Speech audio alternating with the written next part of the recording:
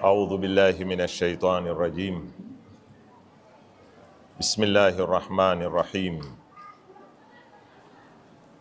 صلى الله عليك يا مولاي يا رسول الله وعلى آلك المظلومين. صلى الله عليك يا مولاي يا أبا عبد الله ويا قتيل كربلاء ويا مقطوع الرأس من القفا ويا مسلوب العمامة والرداء، طبتم والله وطابت الأرض التي فيها دفنتم. يا ليتنا كنا معكم ونسير على هداكم فنفوز فوزا عظيما. يقول الله سبحانه وتعالى: أعوذ بالله من الشيطان الرجيم. بسم الله الرحمن الرحيم.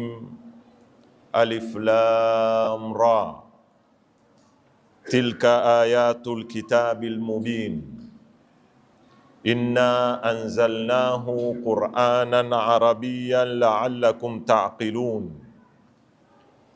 نحن نقص عليك أحسن القصص بما أوحينا إليك هذا القرآن وإن كنت من قبله لمن الغافلين. صدق الله العلي العظيم.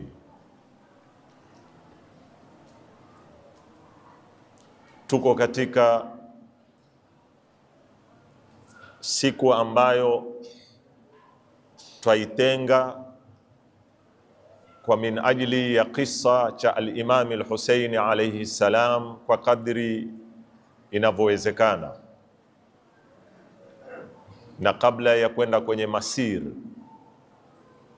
na kama mulivyoelezewa leo ndio tarehe 10, lakini kwa sababu ya kuwafikiana na siku ya Juma huwa masir twafanya siku ya pili yake. Kwa hivyo leo ndio yaumul ashir. Tuko katika kisa cha Imam Hussein.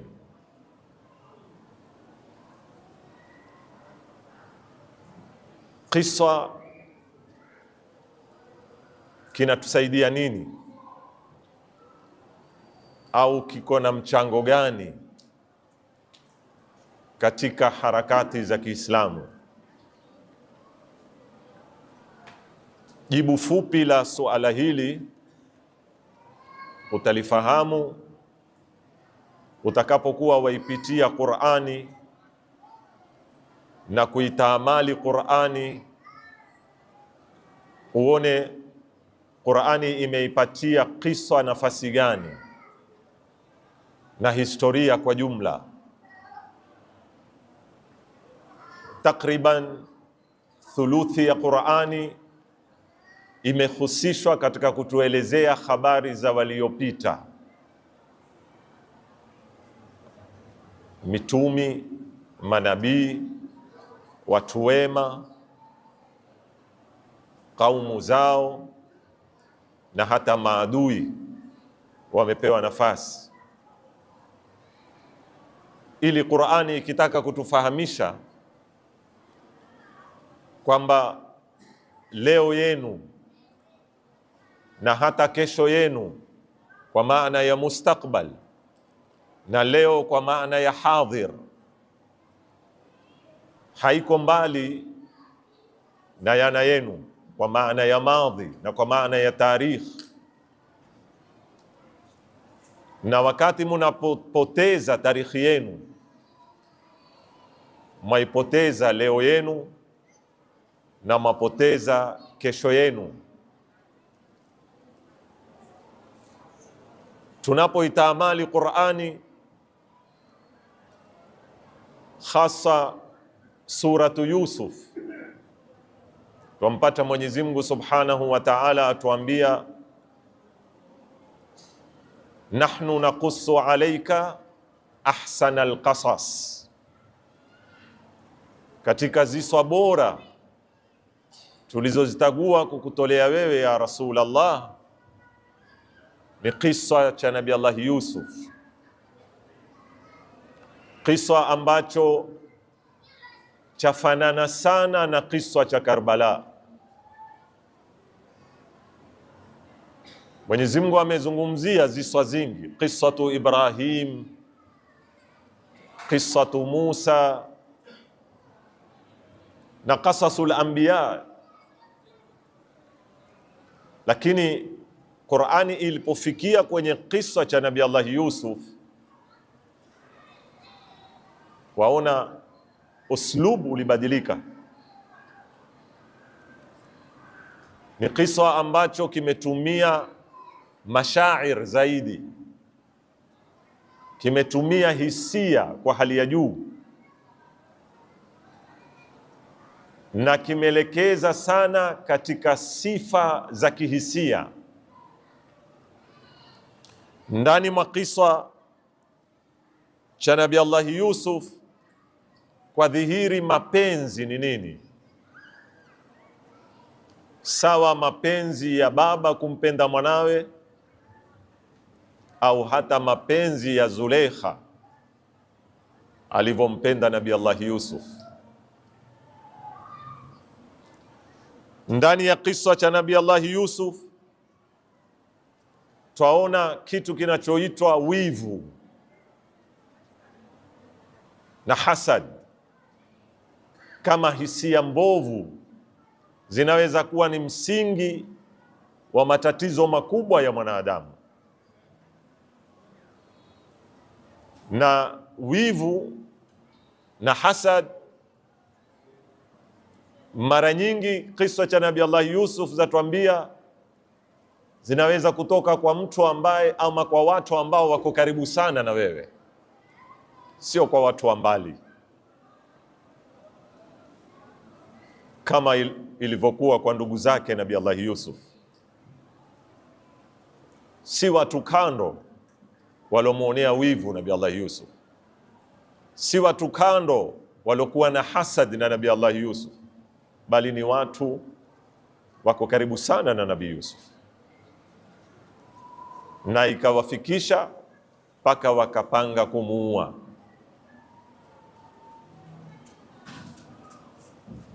Ukija kwa Bani Umayya, ni katika watu ambao wanamfahamu zaidi Imam Hussein, wako karibu sana na Imam Hussein.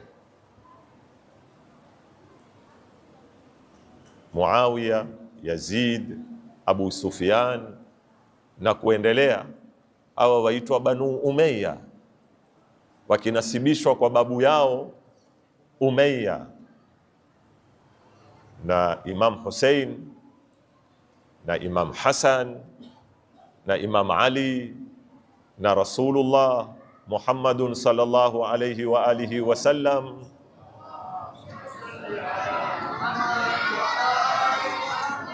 hawa waitwa Banu Hashim, wakinasibishwa kwa babu yao mkubwa Hashim ibn Abdul Muttalib. Na ukirudi katika historia ya nasaba, au mababu zao walikuwa ni makazan, na wote warudi kwenye kizazi kimoja, ni abnaul am. Lakini wivu, hasad, ambao wakati Yazid alipokikabili kitwa cha Imam Hussein alayhi salam, alieleza wazi hisia zake juu ya Bani Hashim aliponena, laibat hashimun bilmulki fala khabarun jaa wala wahyun nazal. Asema Banu Hashim wameutezea ufalume kwa kutumia hoja ya kupewa wahi na kuetewa utume, na hakuna habari hizo, ni story tu waliziunda, wakadai kwamba mtume atoka kwao, wakadai kwamba wahi umeteremshwa kwao ili wawe juu yetu, ili watushinde. Hizi ndizo zilikuwa hisia za Yazid.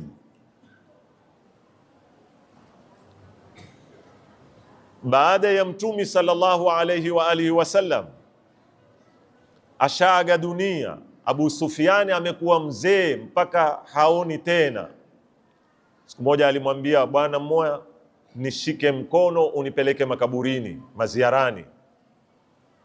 Alipofika akataka apekwe katika kaburi la Hamza ibni Abdul Muttalib, ami yake bwana Mtume sallallahu alayhi wa sallam.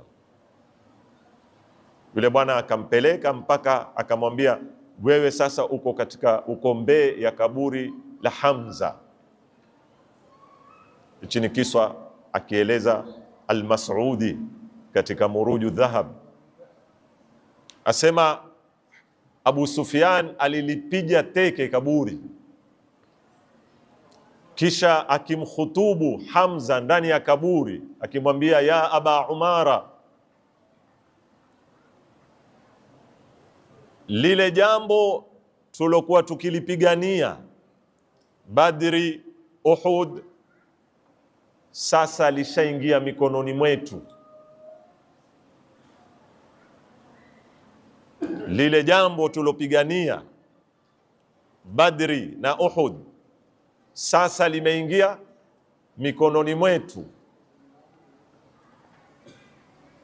Hii yaonesha dhahiri hisia ilikuweko ndani ya moyo wa Abu Sufyan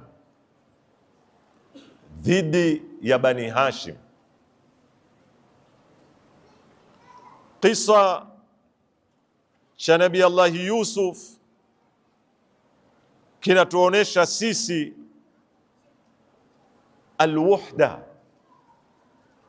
Wuhda si kwa maana ya umoya, wuhda kwa maana ya upweke. Vipi mtu katika mapambano yake aweza kufikia wakati akawa peke yake? Baada ya kutoswa katika kisima akatolewa kijana ambaye alikuwa atoka kwenye familia, babake ni mtumi Yaqub, babu yake ni mtumi Ishaq, babake babu yake ni nani? Ni mtumi Ibrahim, yani ibnul anbiya. Alipotengwa na ndugu zake, ikamlazimu kuishi safari ya upweke, ya wahsha, mpaka ikafikia kufanywa mtumwa, akaingizwa jela. Yote haya Mwenyezi Mungu ameyazungumza katika kisa cha Nabii Allah Yusuf. Na vile vile twaja kuona kisa cha Imam Hussein alayhi salam, alipoanza safari yake akiwa na watu wachache, lakini mwisho ni pale alipobaki peke yake, na hasa baada ya kuuliwa nduye aliyekuwa akimtegemea Abul Fadhl al-Abbas. Mwenyewe akawasema, al'ana nkasara dhahri, sasa hivi ndio uti wa mgongo wangu umevundika. Hii ni lugha ya Kiarabu, inaelezea, ni mithali mtu anapokosa nguzo muhimu anayoitegemea.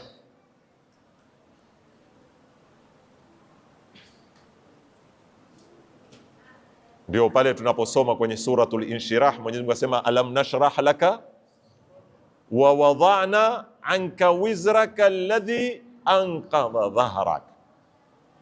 Mgongo mara nyingi unatajwa katika kutegemea katika nguzo. Imam Hussein aliposimama katika mawanda ya Karbala akiwa peke yake, ameshika nguzo ya haima, akitoa wito wake maarufu, hal min nasirin yansuruna, hal min mughithin yughithuna, hal min dhabin yadhubu an harami rasulillah sallallahu alayhi wa alihi. Je, yuko mwenye kutunusuru? Je, yuko mwenye kutuokoa? Je, yuko mwenye kuwatetea haram banati Rasulillah, wajukuu wa Bwana Mtume Muhammad sallallahu alaihi wa alihi wasallam? Na hapa ndipo mara nyingi tunapomuita gharib, shahid, wahid, alikuwa mgeni kwa maana ya upweke. Kisa cha Nabii Yusuf chatuonesha asabru wal amal. Wakati unapokuwa na subra ngumu isokosa matumaini. Subra peke yake inaweza kumalizika nguvu. Subra ikiendelea wakati ikiwa haisapotiwi na matumaini inaweza kuanguka. Lakini Nabii Allah Yusuf alikuwa na subra ambayo haikukosa matumaini, akitarajia kwamba kuna siku atatoka jela, kuna siku ndugu zake watamfahamu ni nani. Kadhalika Imam Hussein alayhi salam alikuwa na subra kubwa sana, subra ambayo haikumkosesha matumaini kwa Mwenyezi Mungu Subhanahu wa Ta'ala, akiamini kwamba kuna siku watu watamfahamu, watu watakielewa kisa chake, watu wataelewa malengo yake, watu wataelewa ni nini kinachowapasa wafanye wakati wanapokabiliwa na changamoto kama zilizomkabili yeye. Kisa cha Nabii Allah Yusuf, nikimalizia, waila masomo ni mingi, nataka niingie kwenye mada kabisa, cha tuelezea sisi athabat, kukita kwenye misimamo, kutotingisika katika misimamo yako, kutotishika katika misimamo yako, kutobadilika katika malengo yako. Nabii Allah Yusuf alikuwa na nafasi nyingi za kuweza kucompromise,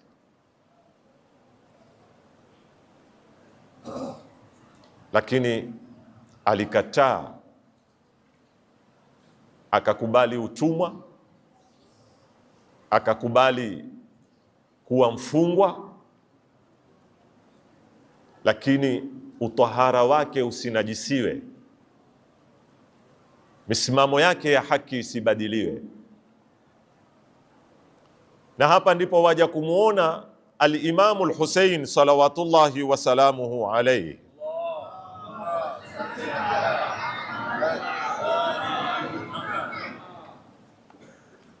Wakati alipoitishwa katika makao makuu ya Bani Umayya katika mji wa Madina,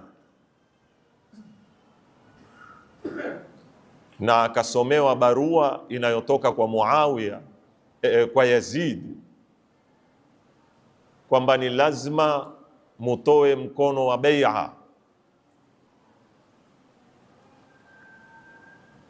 na hakuna nafasi ya kukataa, kwa sababu oda imeamrisha anayekataa akatwe kichwa chake. Imam Hussein amesimama peke yake mbele ya utawala wenye nguvu.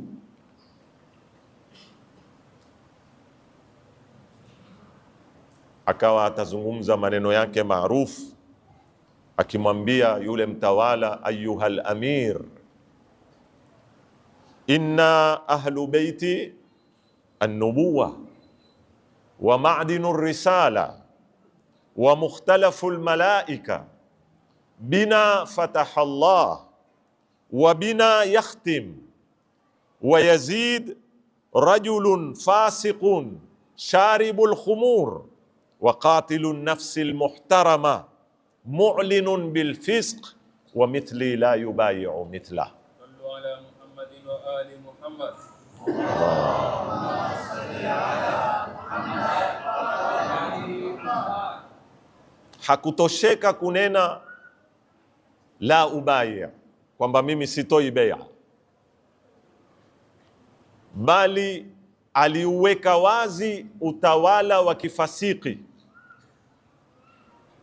akautangaza sifa zake ni sifa gani. Kwanza ni utawala ambao wapekeshwa na ulevi, sema sharibul khamr, utawala ambao wasambaza ufasiki, mu'linun bil fisq, utawala ambao ni wakiuaji, qatilun nafsil muhtarama. Haya si mazungumzo ameyazungumza katika sehemu ya kawaida, haya ni mazungumzo ameyazungumza mbele ya mtawala ambaye ashapewa amri ya kumuua lau atakataa kubaya. Na mwisho ndo akamwambia mimi siwezi kutoa mkono wa bai'a.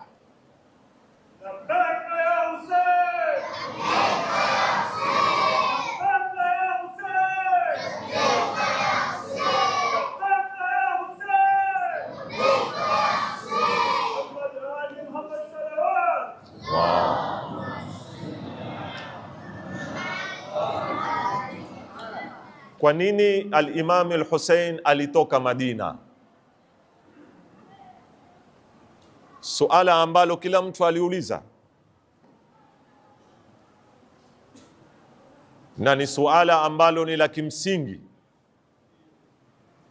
kwa sababu mtu katika mapambano yake, katika harakati zake, mahala pa kwanza anapopategemea ni kwao, penye watu wake. Na ndio baadhi ya watu wakiuliza kwa nini Imam Hussein hakubaki Madina akapambana Madina. Na hata si leo suala hili, kabla hajatoka Madina watu wakubwa walimwendea al-Imam al-Hussein, jamaa zake, ndugu yake, mfano Muhammad al-Hanafiya, ndugu yake kwa baba, Abdullahi ibn Abbas ni mmoja katika baadhi ya walomnasihi, walimwambia abaki Madina, lakini al-Imam al-Hussein alikataa kubaki Madina.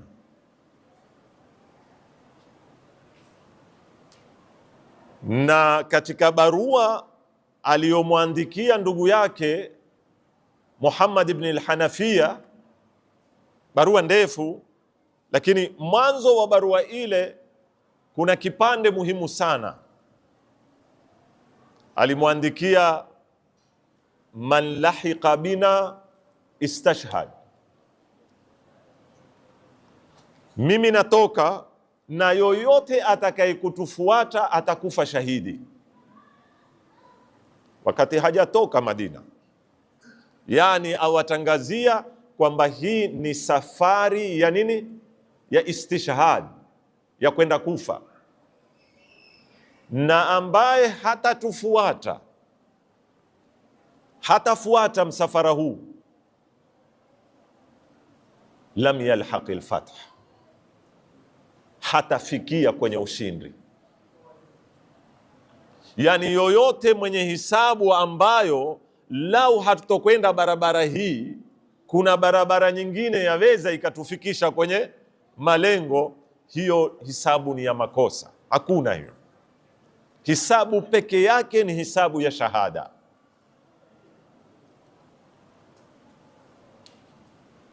Abdullah ibn Abbas aliposhindwa kumkinaisha Imam Hussein asitoke, akamwambia maneno yake maarufu, kwa nini wachukua wanawake na watoto wadogo? Imam Hussein akamjibu akamwambia, sha Allahu an yarani qatila wa yarahunna sabaya, matakwa ya Mwenyezi Mungu Subhanahu wa Ta'ala ni anione mimi nimeuawa na awaone hawa ni mateka.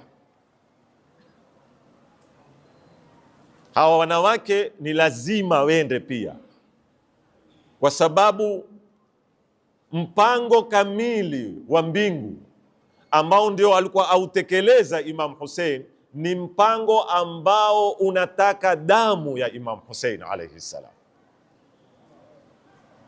na sio tu damu ya Imam Hussein, bali unataka mchango wa kila mmoja, wanawake, watoto wachanga, wote washiriki katika tukio hili, katika kukamilisha mradi wa Mwenyezi Mungu Subhanahu wa Ta'ala. Na ndio akasema sha Allahu an yarani qatila wa yarahunna sabaya. Kwa nini alitoka? Turudi kwenye suala.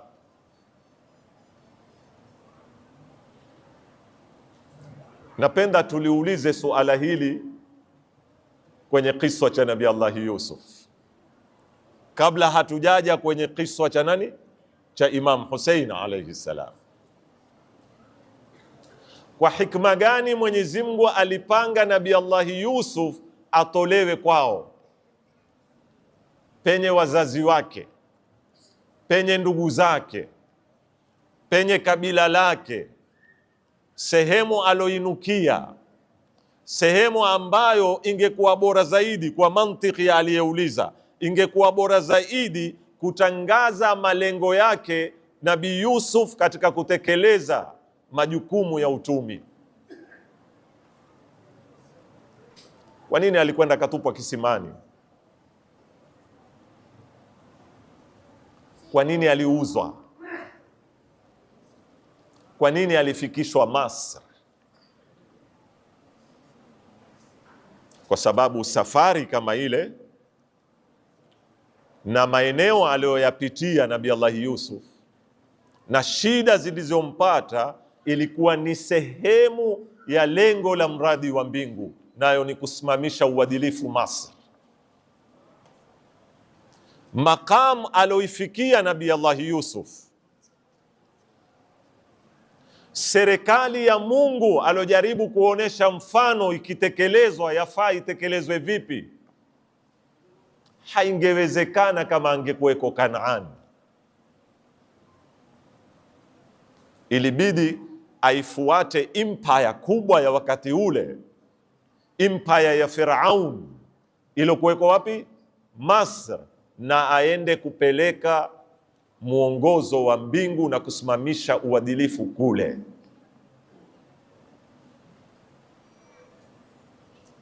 Imam Hussein alayhi salam alikataa kubaki Madina. Alikuwa ajua Madina ni mji wa babu yake, ajua ndiko kwao, ndipo watu wake, lakini malengo ya thaura yake na malengo ya shahada yake yalikuwa mapana zaidi ya Madina, na palikuwa na mambo ni lazima yafanyike ndio kisa cha Imam Hussein kikamilike. Ayatullah As-Sayyid Muhammad Baqir As-Sadr, As-Sayyid Ash-Shahid, aliandika kitabu ama ana mihadhara aliitoa, kisha imekusanywa ile mihadhara, imetengenezwa kitabu. Jina lake alikuwa amelipanga yeye, sio jina lilowekwa kwenye kitabu. Yule alokiandika kitabu kile asema, baada ya kukisoma kitabu cha Said Shahid, nimejipa ruhusa nibadilishe jina, ambayo mimi ndio nimeitumia leo katika nembo ya muhadhara wangu. Yeye amekiita Al-Hussein yaktubu qissatahu al-akhira, au siku ile ya 10. Hussein ana qasas zingi, lakini kisa kilichokamilisha ziswa zote ni qissatu yaumil ashir, na siku ya 10 ndio indama kataba al-Husainu qissatahu al-akhira. Na katika peji na kurasa na chapter za kiswa kile kulikuwa na mtu akiitwa Al-Hurr kulikuwa na mtu akiitwa Zuhair. Lau yangefanyika Madina, hawa hawangekuweko, sababu hawa walikutana naye huko. Katika kisa cha Imam Hussein kuna chapter ya watu wa Kufa. Wakati unapoweza kuona watu wanaoweza kutingishwa katika misimamo yao wakabadilika, chapter ile lau angebaki Madina haingekuweko katika kisa cha Imam Hussein alayhi salam. Katika kisa cha Imam Hussein kuna chapter yazitwa kutiwa kwenye mafumo zizungushwe kwenye mii, ambayo ni chapter muhimu ya kukamilisha malengo ya Imam Hussein. Lau Imam Hussein angebaki Madina, chapter ile haingekuweko. Katika kisa cha Imam Hussein kulikuwa kuna chapter ya mateka watiwe cheni banati Rasulillah, wazungushwe kutoka Karbala wapelekwe Kufa Iraq, watolewe Kufa wapelekwe Sham Syria Damascus. Chapter kama ile lau Imam Hussein hangetoka Madina haingekuweko kwenye kisa cha Karbala. Katika kisa cha Imam Hussein palikuwa kuna chapter muhimu ya kitwa cha Imam Hussein kiwekwe mbele ya Yazid anayeitwa Amirul Mu'minin, atoe kipande akitezee kitwa kama kile, akitome na kukidharau, ambao yeye aliona ni ushindi ule, lakini siku ile ndio alikuwa apiga msumari wa mwisho katika janaiza la utawala wao. Chapter ile lau Imam Hussein angebaki Madina haingekuweko kwenye kisa cha Karbala. Kwa hivyo, kwa wale wanaouliza kwa nini Imam Hussein alitoka Madina, kwa sababu kisa cha Imam Hussein, hususa qissatuhu al-akhira cha yaumul ashir, ni kisa kilikuwa ausa min al-Madina, kilikuwa ni kipana zaidi kuliko mji wa Madina, kilitaka watu muhimu kuliko waliotoka naye Madina. Kuna watu walitoka naye wakarudi ndiani, kuna watu walijiunga naye barabarani, kuna watu walikuja ni maadui kumuua wakabadilika wakamuunga mkono. Hawa wote ni lazima uwaingize katika kisa hiki, na ndio akaamua kutoka. Na ndipo alipokwenda kumuaga babu yake katika kaburi, kabla hajatoka akaketi mbele ya kaburi ya babu yake akimuomba Mwenyezi Mungu Subhanahu wa Ta'ala, akimwambia Allahumma, e Mola, inna hadha qabru nabiyika Muhammadin sallallahu alayhi wa alihi, Allahumma salli ala. E Mola, hii ni kaburi ya mtumi wako, wa ana ibnu binti nabiyik, na mimi niliyoko hapa ni mwana wa binti yake huyo, haitafutwi. Wa qad hadharani min al-amri ma qad alimta, yaliyonikumba ya Allah wayayua, sina haja kukueleza. Allahumma, ewe Mola, kwa nini nifikiwe na haya? Mimi nina shida moja tu kwa hawa jamaa.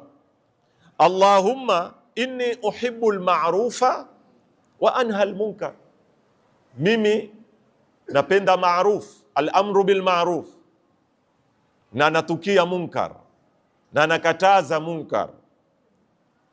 Fa as'aluka ya dhal jalali wal ikram bihaqqi al-qabri wa man fihi illa ikhtarta li ma huwa laka ridha wa li rasulika ridha, na kuomba ya Allah kwa haki ya aliyoko katika kaburi hii, isipokuwa utanitagulia lile ambalo ni bora kwangu mimi, kwako wewe, na ambalo la kuridhisha.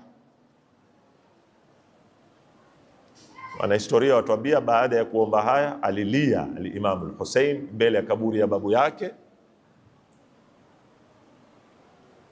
na baada yake akatukuliwa na usingizi.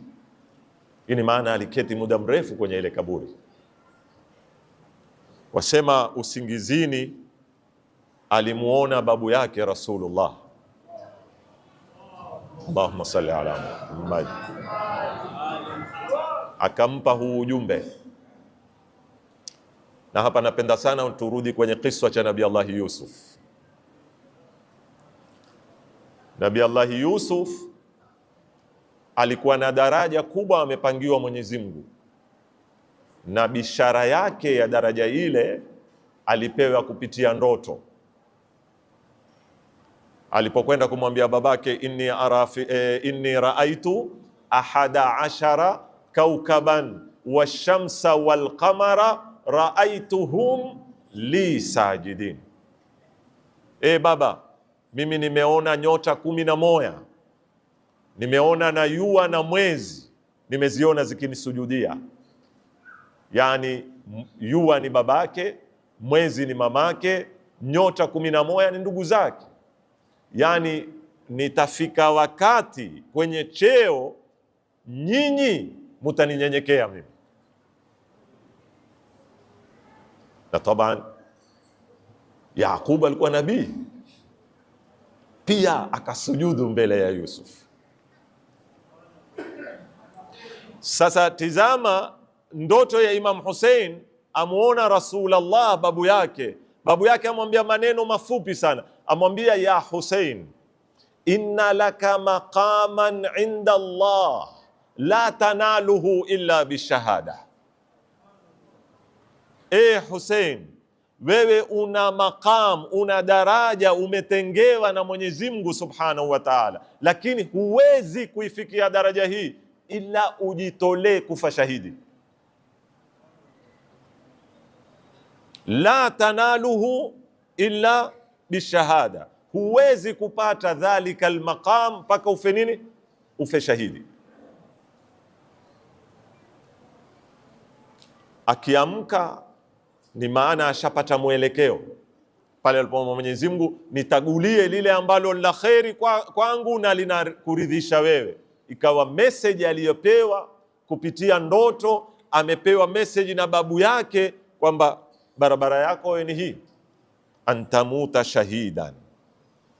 Ndipo alipokwisha kukusanya watu wake, yuwatoka Madina, akazungumza mazungumzo yake muhimu haya marefu, nitayasoma baadhi tu. Akasema, khutta almautu ala wuldi adama makhatta alqiladati ala jidi alfatat wama aulahani ila aslafi ishtiyaqu yaquba ila yusuf wa khairun li masra'un ana laqih kaanni biawsali tuqatti'uha usulanu alfalawat baina an-nawawisi wa Karbala. Haya maneno ayazungumza Madina, yuwatoka. Asema mauti yameandikwa katika shingo ya kila mwana wa Adam, yani kullu nafsin, ndio maana yake kullu nafsin dha'iqatul, khutta al-mautu ala wuldi Adam, mauti yameandikwa kwa wana wa Adamu kama makhatta alqiladati ala jidi alfatat, yamekuzunguka kama mkufu unaozunguka shingo ya mwana wa kike. Anapovaa mkufu ukazunguka shingo yake, ndivyo mauti yanavyomzunguka mwanadamu. Na mimi nawatamani watu wangu walionitangulia, aslafi, yani anakusudia Rasulullah, anakusudia Khadijatul Kubra, anakusudia babake, mamake, yani waliomtangulia darul akhirah, awatamani kama Yaqub alivyokuwa akimtamani nani? Yusuf. Waona Nabii Allah Yusuf, Imam Hussein anavyounganisha baina ya safari yake na safari ya nani? Ya Yusuf, kama Yaqub alivyomtamani Yusuf. Kisha akanena, mimi ni bora niuliwe, nifikie ajali yangu, ni katwe katwe zipande, kaanna awsali tuqatti'uha, yani qatta'a ni kukatakata, ni katwe katwe zipande. Wapi? Baina nawawisi wa Karbala, yuashiria mpaka mahali anapofika kwenda kuuawa. Akaendelea na maneno yake mpaka akamaliza, mwisho akanena ridhallahi ridhana ahlul bait, sisi radhi yetu nafuata radhi ya Mwenyezi Mungu. Akaingia Maka, alitoka Madina katika mwezi wa Shaaban, akafika Maka, akaketi kwa muda Maka, na akawa yuwafanya harakati zake na kuamsha watu mpaka zikamuingilia siku za haji, akafunga ihram kufanya haji. Yazid akawa amepata habari kwamba Imam Hussein ametoka Madina na ameanza harakati na amekataa kutoa bai'a. Akatuma kikosi cha siri kwenda kumuua Maka, kikaingizwa ndani ya mahujaji. Ukaja ni msafara kutoka Sham, ni msafara waja kuhiji, lakini ndani ya msafara ule kuna watu wamepangwa kumuua Imam Hussein alayhi salam. Imam Hussein akazipata habari kwamba yeye wakati wowote pale Maka aweza kuuawa. Na upande wa pili, alipokuwa Maka, habari zimeanza kusambaa katika miji ya Kiislamu, ndipo akaanza kupata barua kutoka Kufa, Iraq. Watu wa Kufa wakawa wamwandikia barua, taali ilaina, ndo kwetu sisi tutakuunga mkono na sisi tutapambana na harakati hizi, tutakuwa pamoja. Kaja barua 1, 2, 10, 100 mpaka zikawa mabarua kwa maelfu. Imam Hussein akaamua kutoka Maka na akafanya tahlil, wanasema kuvunda haji yake, akuikamilisha. Sababu zilizomtoa Maka ni mambo yafuatayo. Kwanza, kama alivyosema mwenyewe, hakutaka kuvunda heshima ya Al-Kaaba, hakutaka damu yake imwagwe katika Al-Kaaba. Sababu ya pili, ilzamul hujja, ilikuwa ni lazima awatimizie huja watu wa Kufa.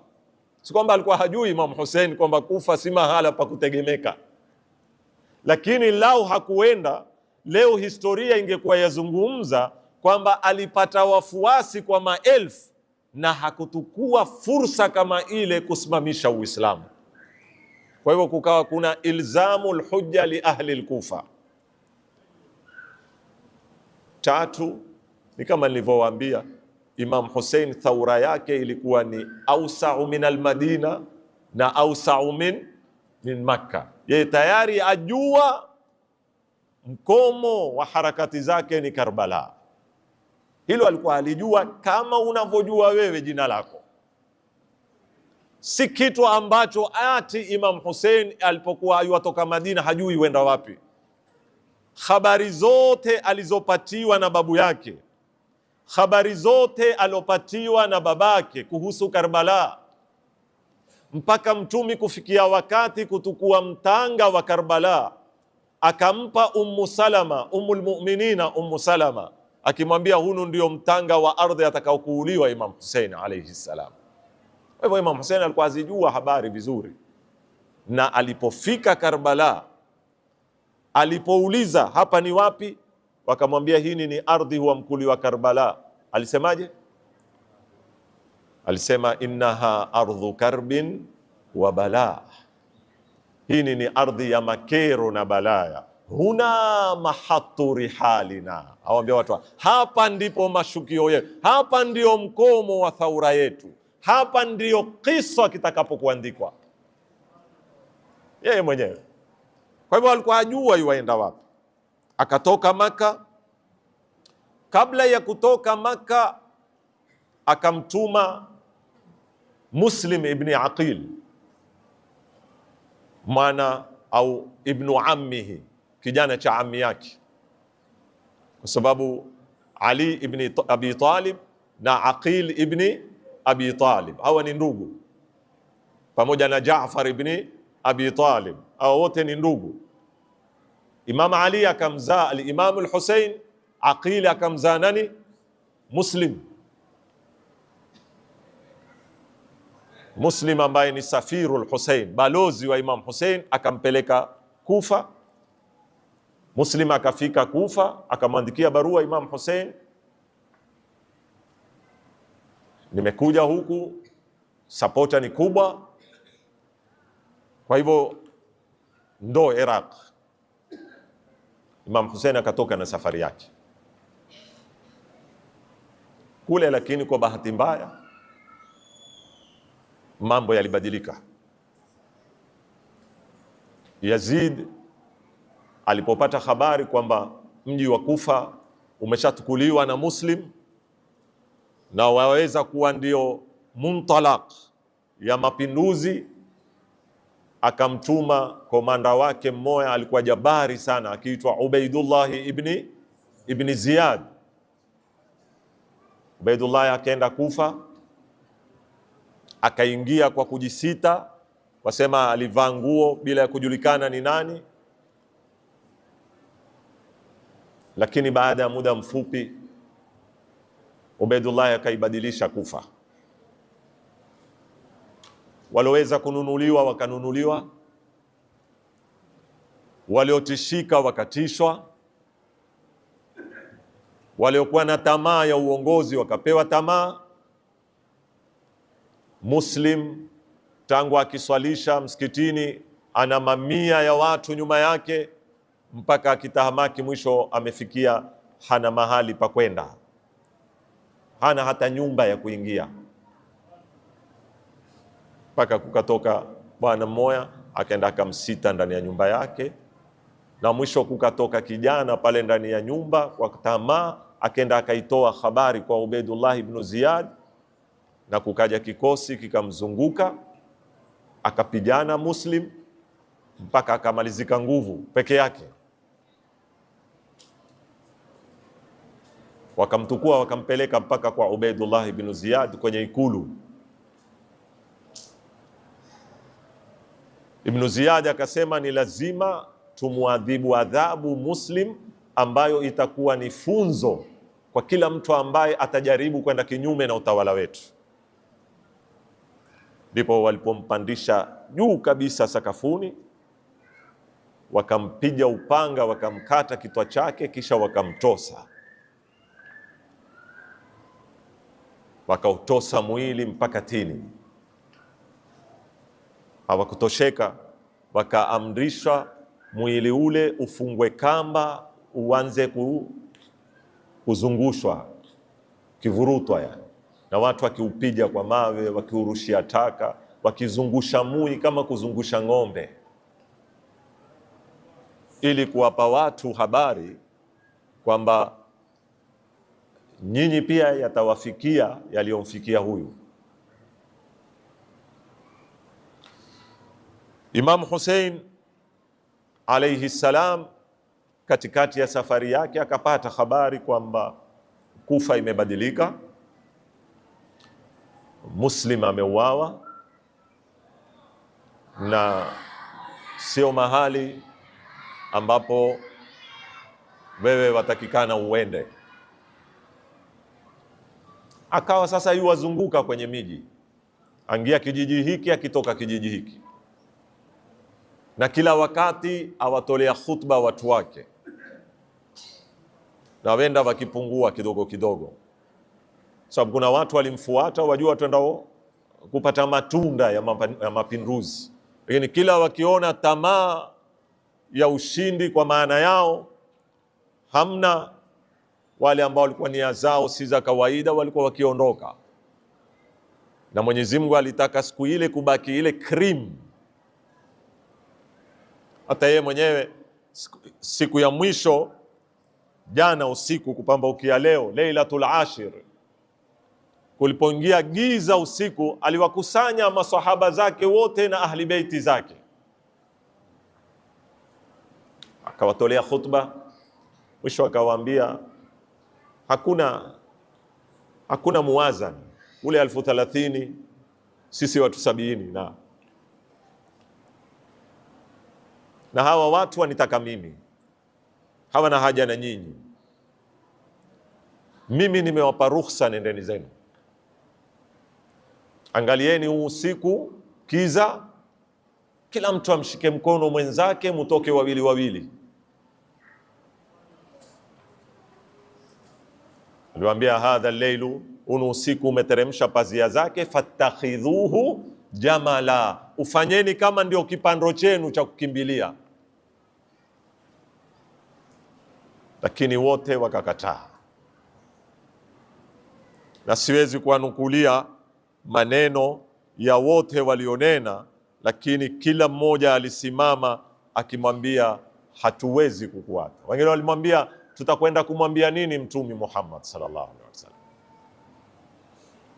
Wengine wakamwambia lau nitatukuliwa ni uwawe, nikatwe zipande, nichomwe, nirushwe kwenye hewa, kisha niregeshwe ruhu, ni uwawe tena, nichomwe, niregeshwe ruhu, yufalu bi dhalika 1000 marra, nifanyiwe hivyo mara 1000, ma taraktuka ya Hussein, siwezi kukuata ya Imam Hussein. Baada ya kuzungumza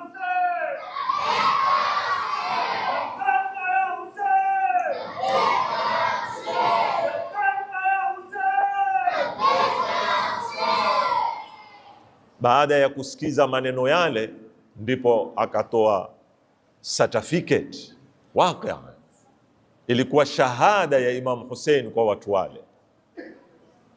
Wallahi, angalia, Imam Maasum aapa, hahitaji kuapa, aapa kutina, wallahi na apa kwa Mwenyezi Mungu, lam ara ashaban, sijawahipo kuona masahaba aufa wa afdala min ashabi, wanatimiza ahadi zao na wabora au khairan min ashabi, kuliko hawa masahaba zangu. Sijawahipo kuona watu kama hao. Imam Hussein akawa yuko kwenye miji, amebakia na watu wale ambao na wazungumza krim. Mara wamefika mahala huitwa Sharaf,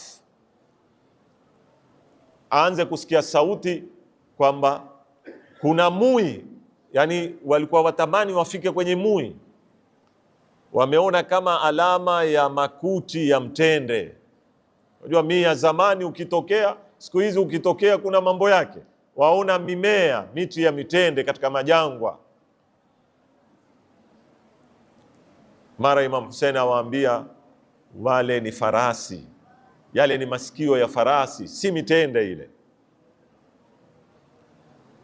Wakisonga ndio wakitahamaki, wametumiwa kikosi cha wa jeshi la farasi 1000 likiongozwa na huyu bwana akiamkuliwa nani? Al-Hurr. Al-Hurr amepewa oda ampatilize Imam Hussein majangwani, kazi yake ahakikishe hakuweza kuingia kwenye mui, kwa sababu wajua Imam Hussein kila akiingia kwenye kijiji alikiamsha. Kwa hivyo kazi ya Hurr ni kumkingiwiza ambakishe majangwani mpaka itakapokuja oda kutoka kwa Yazid. Imam Hussein jeshi lilipofika wakawapa mai mwanzo. Subhanallah, watu wamekuja kupambana na wewe. Hurr akawa yuwamziwilia Imam Hussein asiingie kwenye mji, hamziwilii kutembea, lakini kila akielekea kwenye barabara ambayo itamfikisha kwenye mji wa wakonesha. Ndio mpaka wakafika Karbala, likiwa ni jangwa.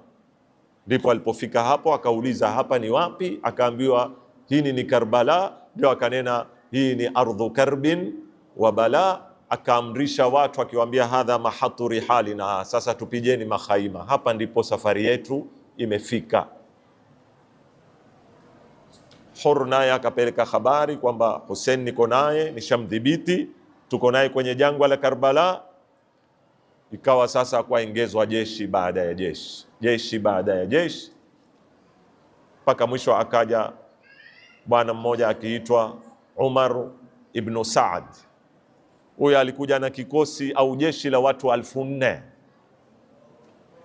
Alipokuja yeye, ikawa yeye ndio amepewa oda, atakuwa sasa ndio kamanda wa jeshi lote. Muarikhina wasema jeshi lilifika karibu 30,000.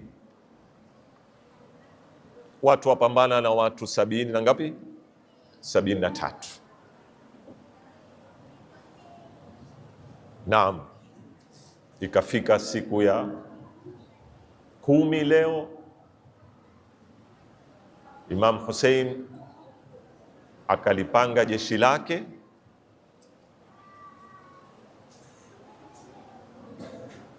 Mara nyingi nimewaambia jeshi la zamani lilikuwa likipangwa sehemu 3. Kuna moyo katikati, kuna na mbawa 2, wakiita mbawa janahin, kama ndege. Upande wa kulia akamweka bwana akiitwa Zuhair ibn al-Qayn, ndio komanda. Upande wa kushoto akamweka Maruf Habib ibn Mudahir. Katikati akamweka ndugu yake ambaye ndiye alikuwa ametukua raya, bendera ya uongozi ya jeshi la Imam Hussein, naye ni Abul Fadl al-Abbas ibn Ali ibn Abi Talib salawatullahi wa salamuhu alayhi.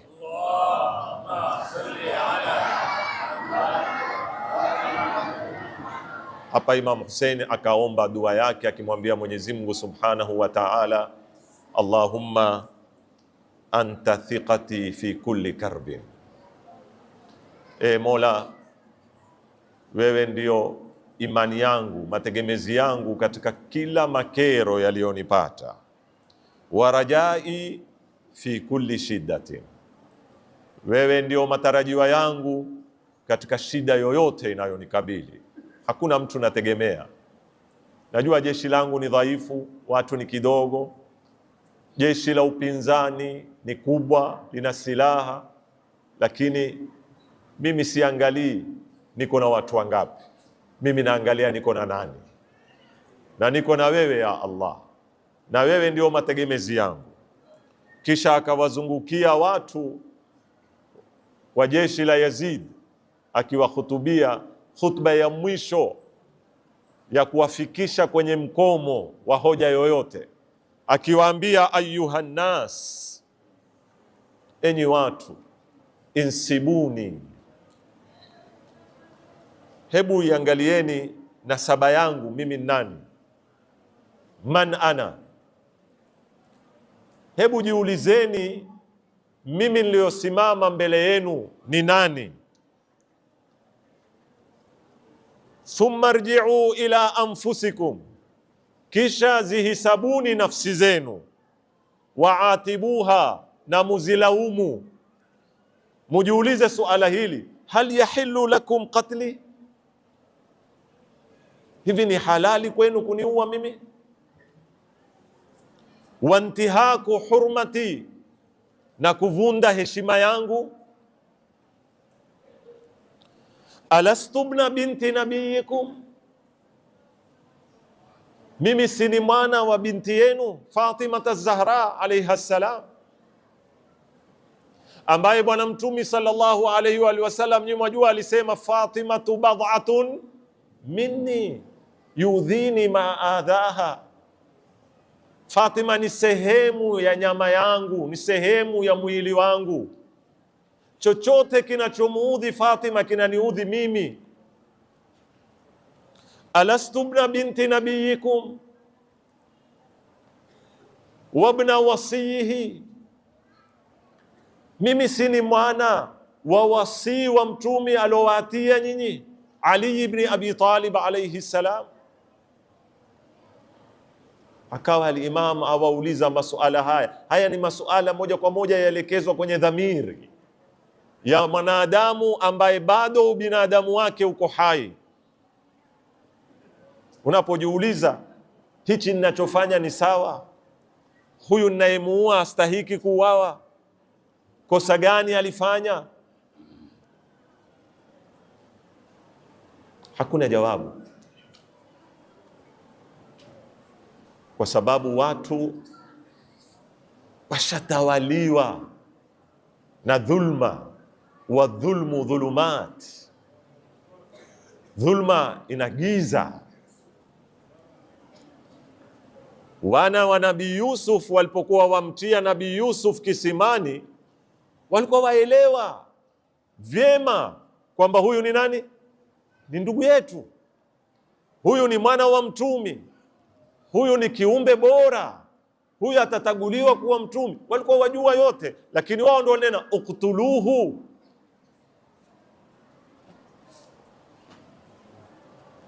Watu waona ajabu, watu wa kawaida kutoka kumuua Imam Hussein.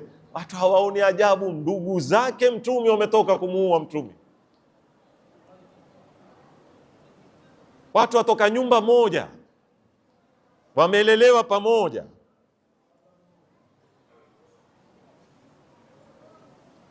Kawa hakuna jawabu, ikabidi mapambano yaanze. Hapa ndipo Al-Hurr, yule alomleta Imam Hussein, yule aliyotumwa akiwa ni mfuasi wa Yazid. Chapter ya Karbala ilikuwa ya muhusu siku hii ya leo. Khutba za Imam Hussein, mandhar ya banati Rasulillah, mateso, kiu, imemuathir, imemwamsha dhamiri yake. Ndipo alipoonekana yuwazunguka na farasi wake, mpaka baadhi ya watu akamwambia, ya Hur, hatujawahipo kukuona wewe uko na khaufu, umepambana na majeshi ya kisawasawa, kwa nini leo uko khawafi na watu 73? Awajibu awambia, la laisa khaufan, sivyo kabisa mnavyofikiria nyinyi. Mimi ati nimeingia hofu nitapigana vipi? La, mimi niko kwenye hisabu kando mbali kabisa. Ayu hisabin ya Hur, asema mimi ukhayiru nafsi baina aljannati wan nar, mimi niko kwenye kutaraddad, najaribu kuiuliza nafsi yangu, wataka pepo ama wataka moto.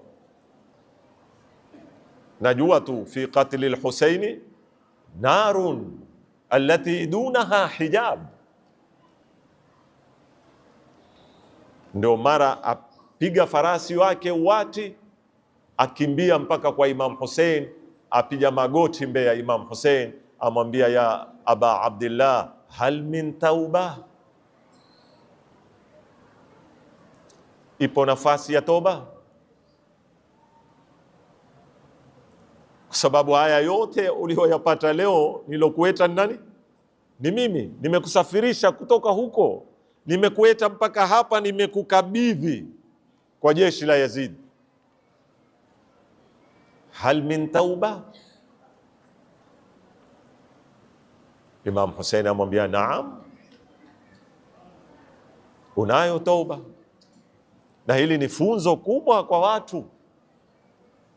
Usikate tamaa, usijiweke kwenye nafasi kwamba mimi nimefanya kadhaa, mimi nimemuasi Mwenyezi Mungu, utakavyo kuyahesabu. Kuna makosa kama aloyafanya Hur, kumtukua mjukuu wa Mtume Muhammad sallallahu alaihi wa sallam, akamleta mpaka Karbala, akamkabidhi kwa jeshi la Yazid, na ndio yeye mwenyewe alijishuku kwamba pengine mimi kwisha. Hal min tauba? Naam ya Hur, unayo toba. Amwambia, basi nipa nafasi, mimi ndiye mtu wa kwanza kupigana mbele yako na kuuawa, ili nifute madhambi yangu. Imam Hussein akamwambia, nenda. Hur akatoka, akenda akapigana, wale alioweza kuua akaua, na mwisho akapijwa yeye, akaangushwa. Na ndipo wakati alipokuwa katika sakaratul maut, Imam Hussein amekwenda yuwamliwaza Hur, amwambia maneno ambayo yastahiki yaandikwe kwa wino wa dhahabu. Amwambia anta hurrun kama sammatka ummuka hurra, anta hurrun fi dunya wal akhirah. Amwambia kweli wewe ni muungwana kama alivyokuita mamako jina la nani? La Hur. Leo umethibitisha. Juzi katika baadhi ya khutba zangu nikizungumza na wanawake Dar es Salaam, niliwaambia hapa pana funzo kubwa sana la athari la malezi mema ya mama kwa kijana, mpaka kumtagulia jina. Mtu aweza kupotea barabarani, aweza akatukuliwa na mawimbi mingi duniani yakampoteza, lakini kama kuna mbegu njema aliimeza mama katika malezi yake, kuna siku itakuja iwe break, imregeshe katika laini yake ule mtu. Athari kubwa, na ndio Imam alitaka kuiashiria athari hii. Kwa nini alimtaja mama wakati ule? Angemsifu tu Hur, alikuwa hana haja kumtaja mamake, lakini alimwambia yeye, akianza alimwambia anta hurrun kama sammatka ummu, yani hapo ulipofika wewe ni matokeo ya nani? Ya mamako. Anta hurrun kama sammatka ummuka hurra, anta hurrun fi dunya wal akhirah, wewe utabaki kuwa huru duniani na akhirah. Wa hakadha, wakafuatilia sahaba baada ya sahaba. Nimeeleza siku nyingi, najaribu kufupisha kwa sababu wakati umeanza kunimalizikia. Akateremka kina Habibu ibn Mudahir, Zuhair ibn al-Qain, mpaka ikafika kwa John, mpaka wakamalizika masahaba zake. Akabakia na ahli beiti zake. Walikuwa takriban ahli beiti waliouawa katika Karbala ni 18. Watoto wa Imam Hussein, watoto wa Imam Hassan, watoto wa Zainab ambao babao ni Abdullah ibn Jaafar ibn Abi Talib, na watoto wa Muslim, mpaka ikafikia kwa Aliul Akbar, ambayo maqurai wa azaa ya Imam Hussein huwa wakipenda sana kukisoma kisa cha Ali al-Akbar. Imam Hussein alikuwa na wana wawili akiwaita Ali. Kuna Ali al-Akbar, kuna na Ali Zain al-Abidin. Ali al-Akbar ndo alokwenda kumuomba ruhusa ya babake, ni ruhusu niteremke,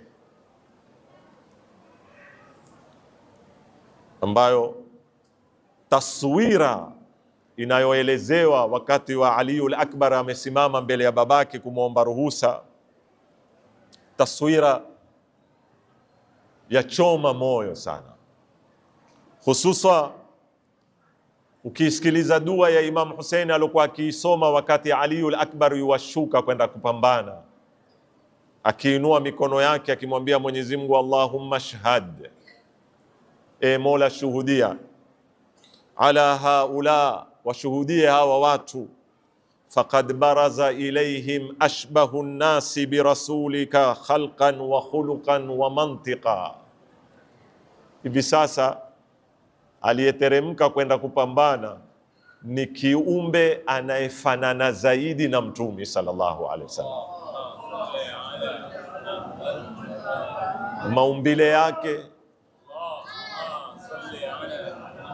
Maumbile yake, tabia zake, mpaka sauti yake. Alikuwa akizungumza Aliul Akbar utafikiri ni Rasulullah. Kisha Imam Hussein amwambia Mwenyezi Mungu, wa kunna idha ishtaqna ila ru'yati nabiyik, tulikuwa wakati tukitamani kumwona Mtume Muhammad sallallahu alaihi wasallam, nadharna ilayhi, ilikuwa tukimwangalia Ali al-Akbar.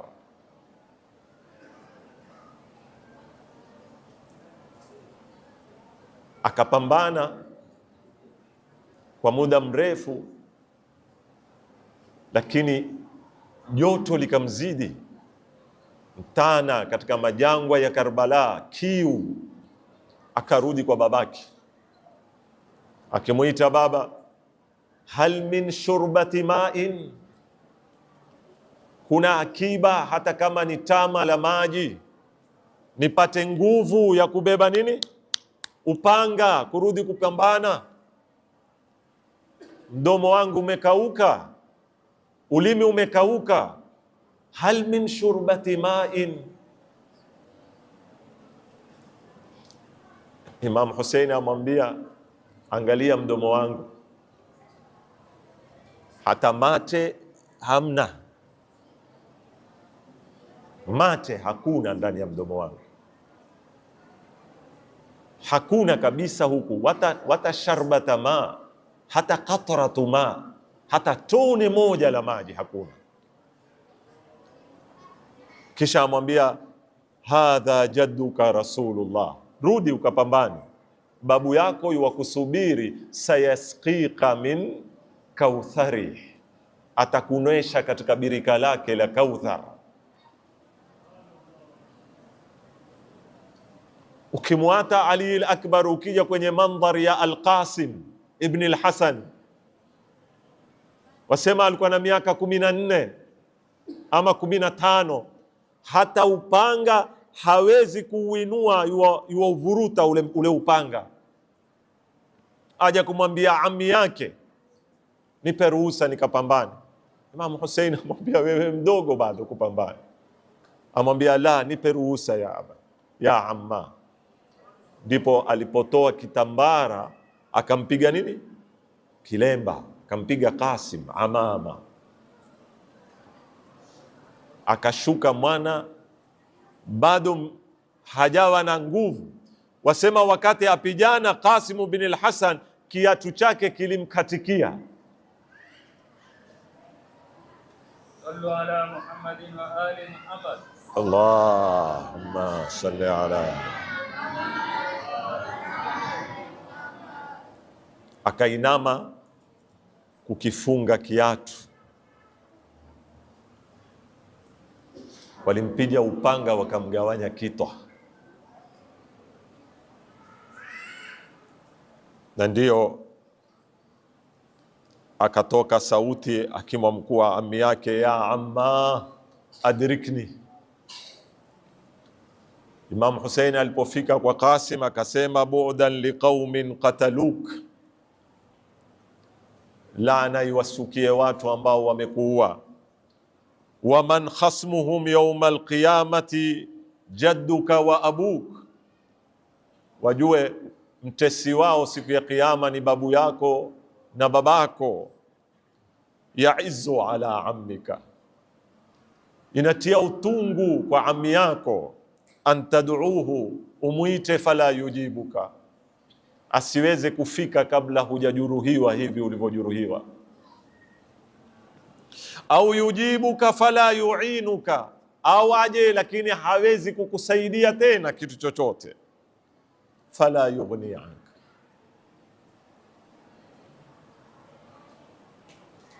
Hivi ndivyo ilivyokuwa mashahadi Karbala.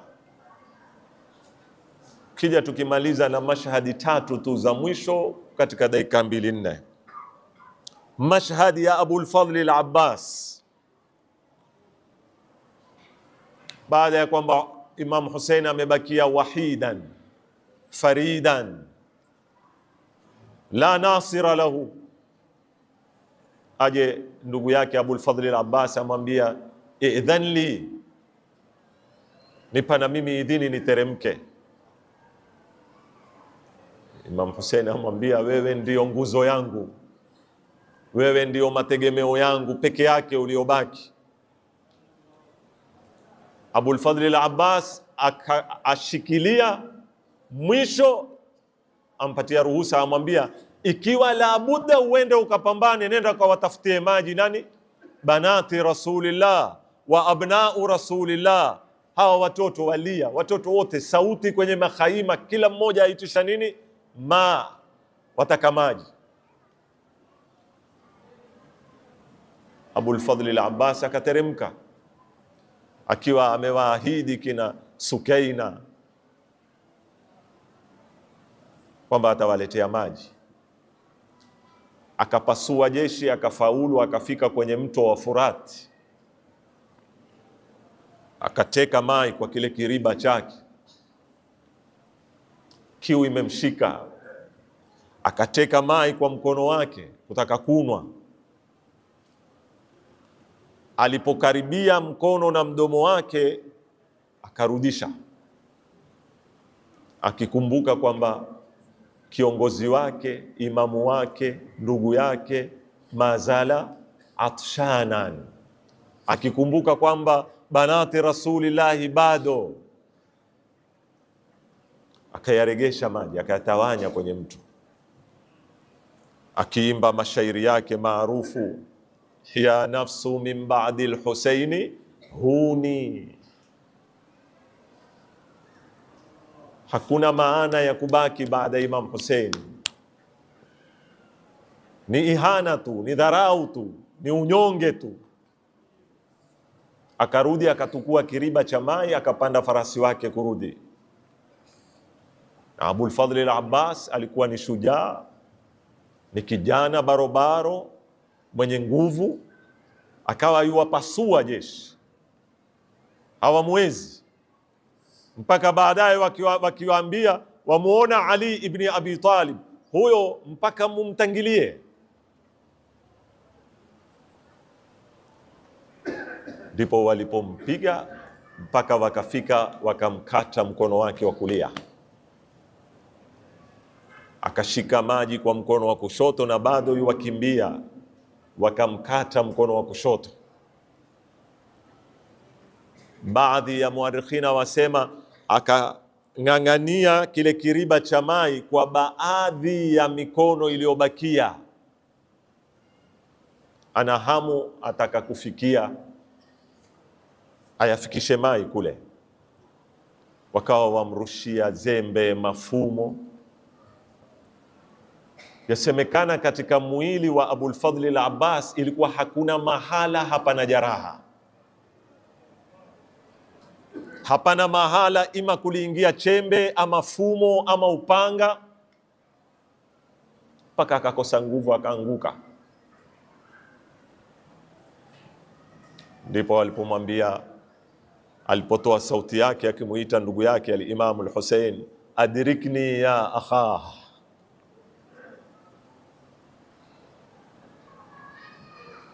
hana tena nguvu, ashamalizika. Maji wameyatoboa kwa mishale, yamemwagika yote. Imam Hussein aenda kumkimbilia Abul Fadhl al-Abbas, kila akitaka kumweka kitwa chake katika mapaja yake Abul Fadhl al-Abbas aondosha kitwa. Imam Hussein amwambia, kwa nini? Amwambia, ya Aba Abdillah, kila anayekufa katika sisi akiwa katika sakaratul maut waja kumliwaza, waja kumwambia maneno mazuri, man yuwasika, wewe umebaki peke yako. Wakati utakapokumalizwa wewe, ni nani atakuja karibu yako? Man yuwasika ya Aba Abdillah. Na naam, wakati alipozidiwa al-Imamu al-Hussein, wakawa wamempiga mishale kila upande. Baadaye wakaja na fumo lenye nta tatu, wakampiga nalo. Wasema al-Imamu al-Hussein alikinga damu yake kwa mikono yake mpaka ikajaa katika zitanga zake za mkono, akairusha mbinguni akimwambia Mwenyezi Mungu Subhanahu wa Ta'ala, shuhudia hawa walivyonifanya. Ameanguka, amepiga maondo kwenye ardhi, lakini bado hawana ujasiri wa kumsonga. Ni nani atamgawanya kitwa chake? Alipokuja wa kwanza akarudi mbio, wamuuliza limadha, amwambia mimi naona sura za Mtume Muhammad sallallahu alayhi wa alihi wasallam. Mpaka aliposonga al-Mal'un ibn al-Mal'un akaja akapiga magoti kwenye mwili wa al-Imam al-Hussein, faqata'a ra'sahu an jasadihi. Hapa ndipo Nana Zainab akawa yuwapiga kelele, al-ana qutila Rasulullah, al-ana qutila jaddi Rasulullah, al-yawm qutila abi amirul mu'minin, al-yawm qutilat ummi Fatimatu Zahra.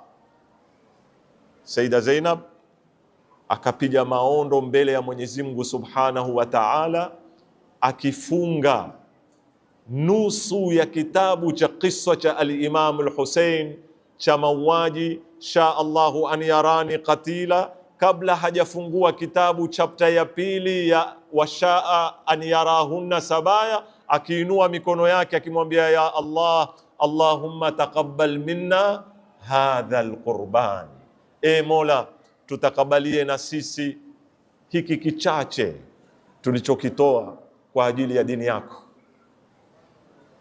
Kichache, damu ya mtu ya Hussein, damu ya ahli albayt, madhila, kiu, mateso. Angalia na Zainab anavyoangalia, Allahumma taqabbal minna hadha alqurban, Allahumma taqabbal minna hadha alqurban, inna lillahi wa inna ilayhi raji'un.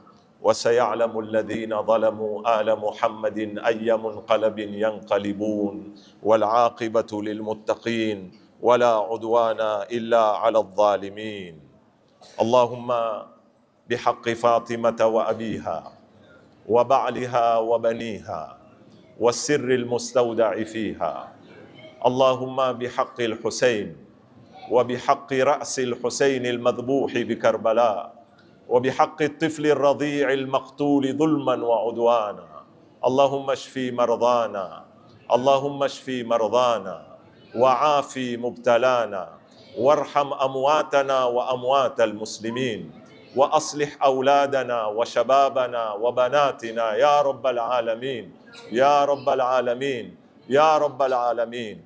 اللهم ثبتنا على حب الحسين، اللهم ثبتنا على حب الحسين، اللهم ثبتنا على حب الحسين، اللهم ارزقنا شفاعة الحسين يوم الورود برحمتك يا أرحم الراحمين. صلى اللهم على محمد وآله الطاهرين.